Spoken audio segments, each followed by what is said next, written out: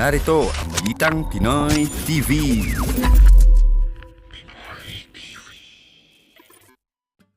Okay, at pag-usapan natin itong kahapon, nagpalabas po ng live video itong si Senator Alan Peter Cayetano, the Senate President sa Senado.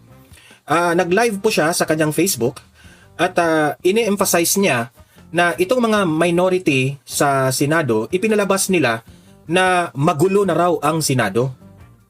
Ang claim ni Senate President Cayetano, ginulo nila.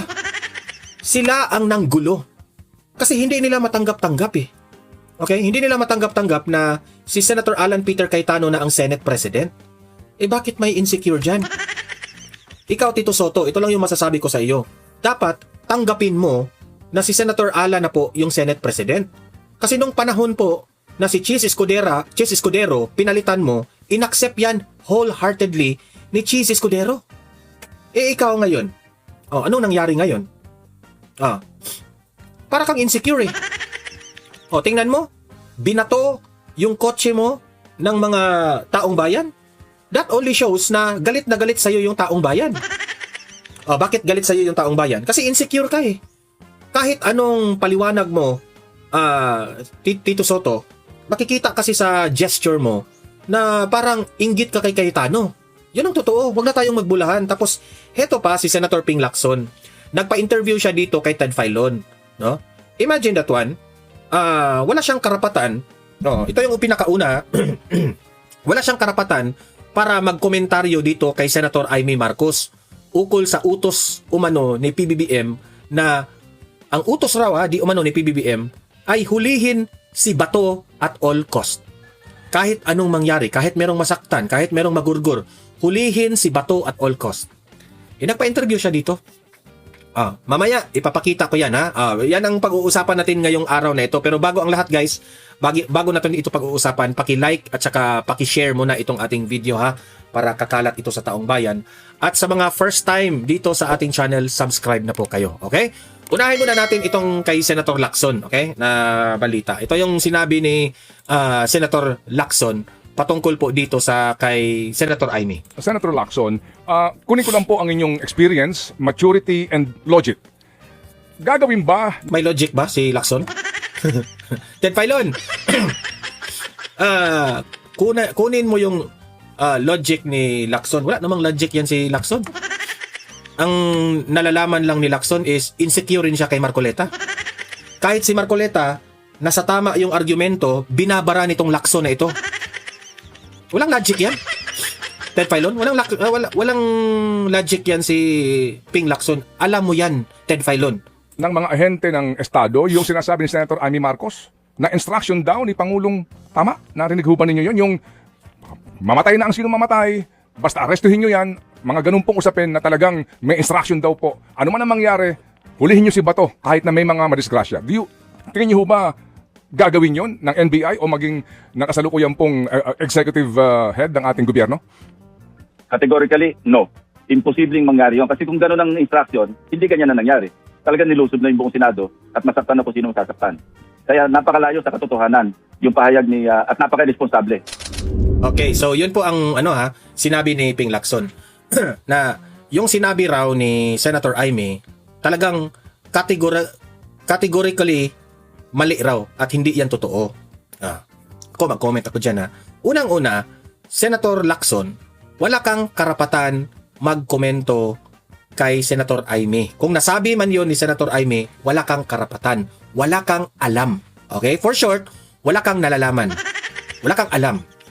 Okay? Wala kang karapatan na magsabi na hindi yan totoo. Unang-una, wala kang karapatan kasi hindi naman ikaw ang may informant. Yun ang una. Kasi ako naniniwala ako na itong si Senator Amy Marcos ay merong mga informante, meron po itong intelligence, at meron po itong mga kaibigan sa ating mga kapulisan, dyan sa Malacanang, at kung saan-saan man, kasi alam ko, pamilya ito ng presidente. Kapatid po ito ng presidente, baka nakalimutan mo, Ping Lacson. So hindi natin alam. Baka itong mga pamilya ni Bongbong Marcos ang mismo ang mga nagsasabi o nag-i-inform kay Senator Aimee na merong ganon na pag-uusap na gurgurin na ang lahat para lang hulihin si Bato at all cost. Bahala na ang lahat kahit sino ang magurgor. Hindi naman siguro sisiraan ni Senator Aimee ang sarili niyang kapatid. Di ba? Kahit meron pong away politika yung dalawa, hindi naman siguro to the point na ipapahamak niya ang kanyang kapatid sa ganyang usapin. Mabigat na accusation yan. Merong gurgurin. Wala na silang hindi pala, mali ako. Wala nang pakialam ang presidente na kung sino man ang matamaan, magurgor, basta mahuli lang si Bato. That is a serious allegation na binitawang salita ng kapatid ng presidente na si Senator Aimee Marcos. Mabigat yan. Kaya ikaw, Ping Lacson, shut up. Wala kang alam. Hindi ba pwede kung ikaw, Lacson, sasabihin mo lang kay Ted Pailo na si Senator Aimee ang may alam dyan, hindi ako makapag-comment dyan. Ganon, di ba? Categorically, hindi yan mangyayari. Utot mo, Lacson. Di ba? Para bang, tama nga talaga itong sinabi ni Marcoleta na itong asta ni Ping Lacson, galing-galingan eh. Alam niyo, sa totoo lang, nung dumating yan si Soto, Lacson at itong sa Kiko Pangilinan, saka gumulo ang Senado. Totoo. Yan ang katotohanan dyan. Di ba? Yan ang sabi ko sa inyo, na itong mga dilawan na ito, mga manggugulo ito sa bansa natin. Yan ang nagpapatunay na kahit mali ang kanilang logic at argumento, pinagpipilitan nila. Ganyan na yun ang dilawan, nanggugulo eh. Nanggugulo. So ngayon, ang nangyari, ako, sa sinabi ni Senator Aimee, ako naniniwala ako. Personally it's my own opinion. Naniniwala po ako na medyo totoo itong mga informanting nagsasabi kay Senator Aimee. Kasi kailangan nilang hulihin si Bato na hindi makapagboto si Bato sa Senado at that time. Kasi analysis ko ito. I might be wrong, I might be correct with my analysis, but this is my own opinion. Sa tingin ko, ayaw ni Bongbong Marcos na mapalitan itong yung dating Senate President Soto. So, nung nagkaalaman na may koditang mangyari yung araw na yun, at mapapalitan na si Soto, nagdududa ako na may tumawag kay Bongbong Marcos. Hindi natin alam, baka mismo si Soto ang nagsabi, "Sir, mukha yatang mapapalitan na ako mamaya." Kasi meron na po silang numero mapapalitan.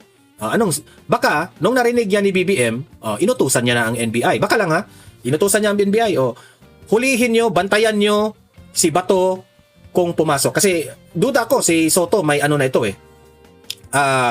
Meron na po siyang, nagdududa lang ako. This is my own opinion, my analysis. Baka alam na ni Soto na hearing na niya na darating si Bato at that time.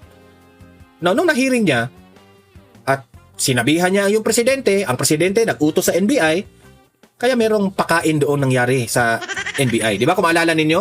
Ang NBI pumasok sa Senado, pumasok sila sa opisina ni Soto. Pinakain pa raw. Anong tawag mo doon? Nung tinawagan doon, baka sabi dito, one of this hour, or one of this minute, papasok yan si Bato. Harangin ninyo para hindi matuloy ang kudita. Parang walang numbers, parang ganun. Para hindi makapagboto si Bato. Paano yan? Tumakbo si Bato. Nagtakbuhan na sila.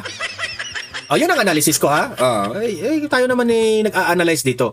Kaya, malaki ang chance na totoo po yung sinabi ni Manang Aimee. Malaki ang chance na alam ni Soto. Kasi alam nyo naman, hindi naman mga bulag at mga pepe at hindi naman siguro bingi ang mga senador dyan na wala silang maririnig na mga ugong-ugong na mga usapan. Di ba? So, ganon. So, ngayon, nag-live itong si Senator Alan, Senate President Alan Cayetano. Nag-live siya. Na ito po yung tunay, wait muna, ito po yung tunay na nangyari. Okay? Ito yung sabi ni Senate President Cayetano. Ito yun. Ako mas maniniwala ako dito kay Alan Peter Cayetano. Kasi kung tutuusin, magpaliwanag si Senator Alan coming from the heart. Ha? Kaso lang, itong si Soto at itong si Ping Lacson, mga insecure. Sobrang insecure talaga. Kaya sabi ni Lacson, hindi po magulo ang Senado. Ginugulo ninyo. Ha? Ginugulo ninyo.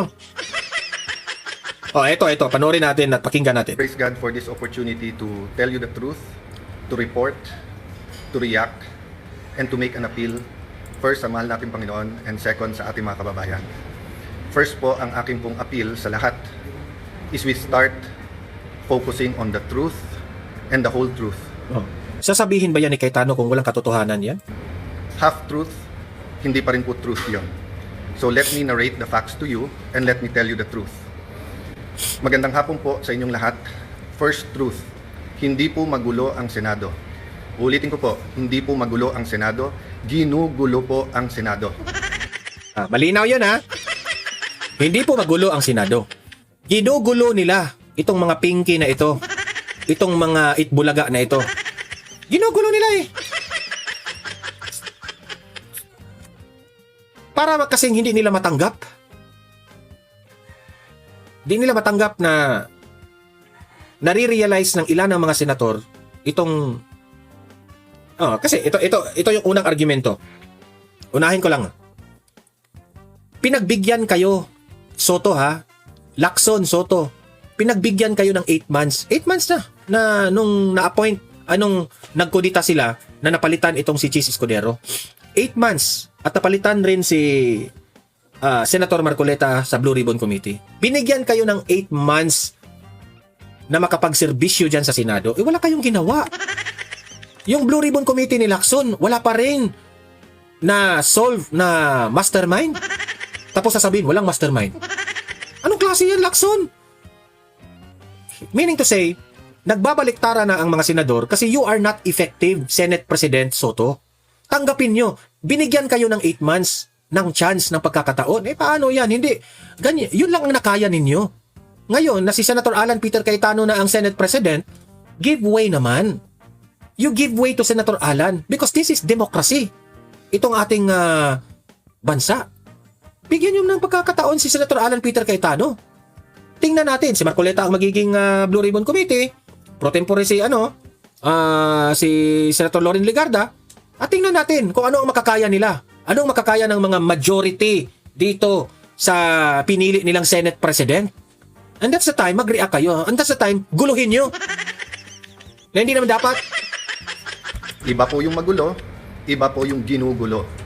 So it has been confirmed, mismo pong yung Sergeant at Arms na inappoint ni Senator Soto, former Senate President, at mismong ang NBI Director ang nag-confirm na nung Lunes ay pinayagan yung NBI sa loob ng Senado para po arestuhin si Senator Bato. Makikita nyo ang intensyon din po ay wag po siyang pabotohin. Yung po ang intensyon. Kung ang intensyon lang po ay arestuhin siya, pwedeng mahinahon na umakyat sa session hall, magpaalam at saka iserve ang warrant.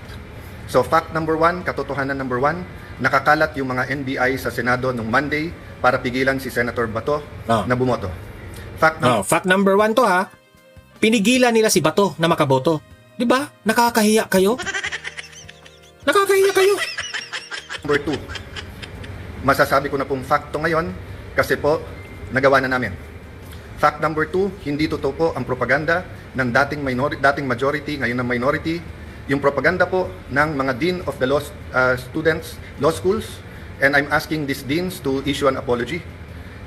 Naniwala po sila sa propaganda. Let me correct myself ha. Naniwala sila sa propaganda. Yung propaganda is that the new majority is here to stop the impeachment. Imagine that one. Pinagbibintangan nila ngayon ang majority na ginawa raw nila ito kasi ihihinto ang impeachment. Kung ganun po ang argumento ninyo, kung buong akala ninyo gagawin yan, bakit ngayong May 18 o May 18 yata yun? 16 ngayon, 17 bukas, Sunday, 18 Monday. Yes, May 18. Bakit kayong May 18? Formal nang magko-convene ang Senado dito sa impeachment trial ni VP Sara. 'Di ba? Yan ang pinakaunang argumento. So, parang naniniwala talaga ako sa sinabi ni Senator Amy na sinabi ng kanyang kapatid na bangag na hulihin si Bato at all cost. Kahit merong magurgor, mamatay, basta mahuli lang si Bato na hindi siya makaboto sa kudita, hulihin si Bato. So parang naniniwala na ako eh. We received the impeachment sa gitna ng kaguluhan Wednesday night. I signed the letter yesterday, sent it to the House of Representatives, na-receive na po nila at nakalagay sa sulat na ayon po sa rules ng Senado kasama sa order of business sa Monday, and kung walang magque-question ng rules at sa aming caucus nag-agree walang magque-question ng rules ng impeachment rules sa hanay po ng majority o sa aming pong 13, therefore we can already convene as an impeachment court on Monday. So lahat po ng kinakalat nila na ito po'y lahat na nagaganap para protektahan lang po ang isang tao ay hindi katotohanan. Hindi po kami magko-convict dahil lang po sa politika, hindi rin po kami mag-aakwit dahil sa politika. Impartial impeachment trial ang nasa konstitusyon, yun po ang balak naming gawin. So truth number 1, NBI ang lumusob at pumasok sa Senado at nakipaghabulan sa isang senador kahit pwedeng hintayin na lang. Kaya nga inconsistent yung mga statement ni Matibag, di ba? Hindi raw sila pumasok doon sa Senado, pero meron naman silang statement na yung yung nagpaputok ganun, ganyan, nasa loob. Ano ba yan? Nandun kayo sa loob. Sa session hall or sa office of the President. Fact number 2, ginugulo nila kasi nasira yung kanilang narrative. So fact number 2, pwede nang mag-umpisa sa Monday ang impeachment trial. Ako nga'y medyo nababahala kasi baka gamitin yung issue na to para maraming magsalita sa Monday tapos sa amin ibabalandra. Yan na, galing yan kay Senator Alan. Uumpisahan na nila ang impeachment trial on Monday. Kung bakit may delay sa impeachment. Fact number 3, kinausap, inimbita ko sa opisina ko, sabi ko pwede pa siya magsama, pero pinili niyang mag-isang pumunta sa office. We had a number of senators there, and sinabi po ni NBI Director, he will follow the Senate and he will not arrest sa loob ng Senado. We told him to submit the warrant para makita namin. Sabi niya nung Lunes, Tuesday niya isasubmit kasama ang sulat. Pinayagan namin iuwi niya yung 10 operatiba niya. Grabe, no? Makikita mo talaga na nagpapanik na talaga ang administrasyon. They have to impeach VP Sara at all cost talaga. Yan ang napipil ko ha. Kasi alam nila na mananalo talaga ito sa 2028. At kung mananalo si VP Sara sa 2028, ay ang daming makukulong. Yun lang naman, ang daming makukulong. Niya, with the condition na ibibigay niya yung spot report, hanggang kahapon po hindi binibigay. Ang alam ko hanggang today hindi binibigay. Pangatlo po, sabi niya, hindi siya kikilos, hindi niya pakikilusin ng NBI nang walang coordination sa amin. Wednesday morning pa lang po, may reports na po kami na naglalabas-pasok po ang mga NBI agents. Naka-alert na po kami ng Wednesday. Pagdating po ng hapon ng Wednesday, paulit-ulit sinasabi po sa akin na meron pong NBI agents na naka-full tactical gear. Ibig sabihin po, naka-uniforme, may vest, may mahabang armas na nasa GSIS. Nagbigay ng contact person si NBI Director Matibag. Tinawagan namin yon at sinabi niya, pinapaabot ni Director, walang NBI sa Senate, walang NBI sa GSIS.